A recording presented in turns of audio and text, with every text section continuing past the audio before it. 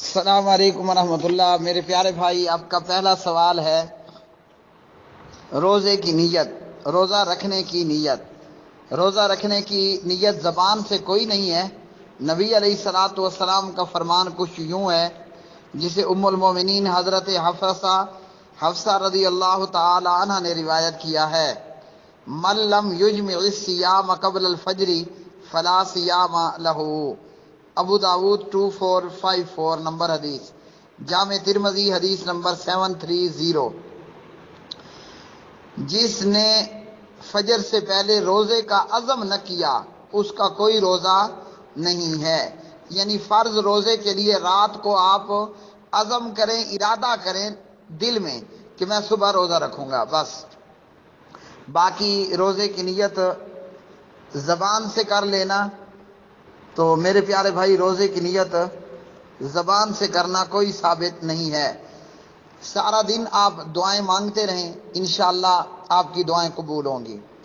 روزہ افطار کرتے وقت کی دعائیں، جب آپ روزہ افطار کر لیں تو یہ دعا مانگیں: ذهب الظمأ وابتلت العروق وثبت الاجر انشاءاللہ۔ ابو داود حدیث نمبر 2357۔ پیاس چلی گئی، رگیں تر ہو گئیں، اور اگر اللہ نے چاہا تو اجر ثابت ہو گیا۔ دوسری دعا: اللہم انی اسألک برحمتک التی وسعت کل شیء ان تغفر لی۔ ابن ماجہ حدیث نمبر 1753۔ اے اللہ، بے شک میں تجھ سے تیری رحمت کے ذریعے سے سوال کرتا ہوں، جس رحمت نے ہر چیز کو گھیر رکھا ہے، تو مجھے بخش دے۔ آگے آپ کا سوال ہے فجر کے بعد اور عصر کے بعد فلاں فلاں کلمہ اتنی مرتبہ پڑھنا۔ محترم بھائی، گھڑنتو ہے، ہمارے علم میں ایسا کچھ نہیں ہے، اور تبلیغی جماعت والوں کی عادت ہے گھڑنتو تعداد پر عمل کرنا۔ آپ نے کہا کہ نماز میں اردو پشتو کے اندر سجدے میں دعا کرنا۔ نماز کے اندر وہی دعا کریں جو سنت سے ثابت ہے، اور عربی میں ہی کریں۔ رکوع سجدے میں قرآن پاک نہیں پڑھنا۔ تشہد، آخری تشہد میں آپ قرآنی دعائیں کر سکتے ہیں۔ کھڑے ہو کر پانی پینا منع ہے، کبھی اگر پی لیا جائے تو جائز ہے۔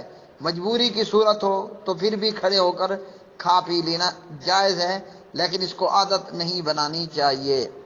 قرآن پاک عربی میں پڑھیں گے متن کے ساتھ، عربی متن کے ساتھ، الف پر 10، لام پر 10 اور میم پر 10، 30 نیکیاں مل جائیں گی۔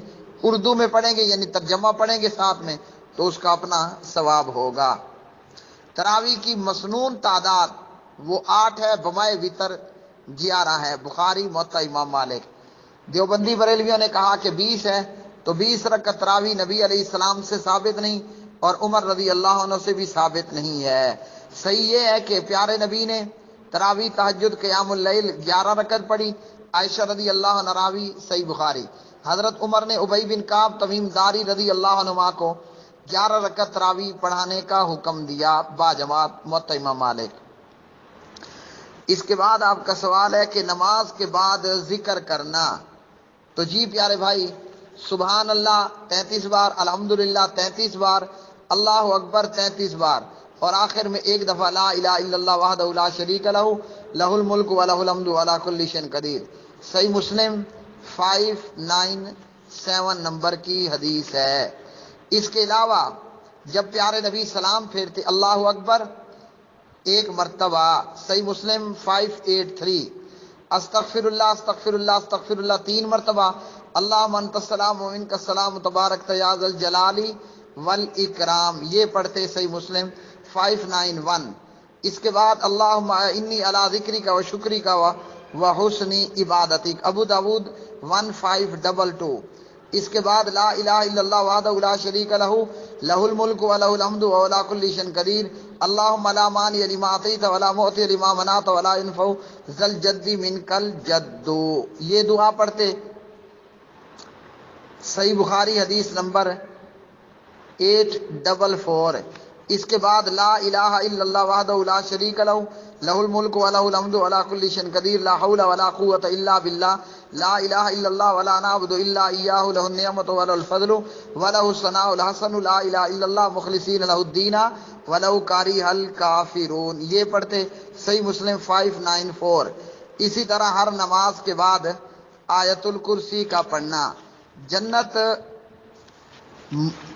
کہ جو ہر نماز کے بعد آیت الکرسی پڑھے گا اس کے اور جنت کے بیچ میں رکاوٹ موت ہوگی، اس کے اور جنت کے بیچ میں جو رکاوٹ ہوگی وہ صرف موت ہوگی۔ تو پیارے بھائی، نبی علیہ الصلاۃ والسلام یہ چیزیں پڑھا کرتے تھے۔ واللہ اعلم الصواب۔